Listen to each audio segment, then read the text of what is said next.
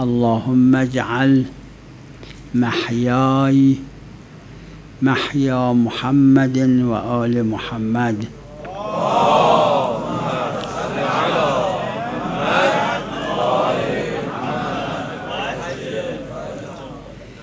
ومماتي ممات محمد وآل محمد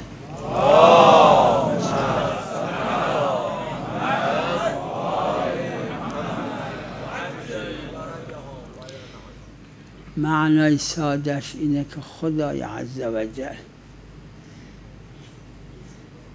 یه جوری قرار بده که من تو دنیا تا زنده هستم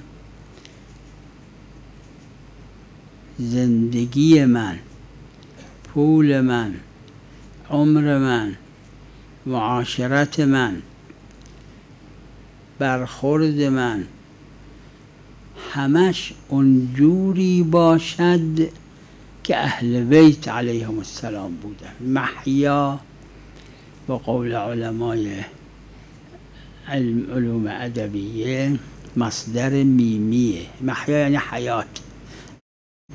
حیات تاش خودش زائده است از حیواس و حیایه، یعنی زندگانی من این حیات دنیا مثل اهل بیت باشه، زندگانی اهل بیت. مردن منم مثل مردن اونها بشه، یعنی عاقبت بخیر.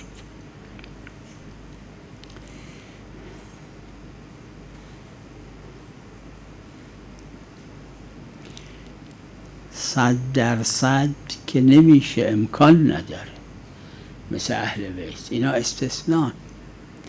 اما اونقدرش که امکان داره،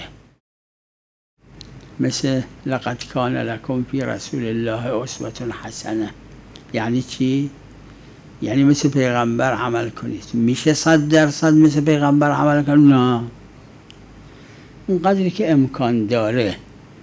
شکی نیست این قرینه خارجی است.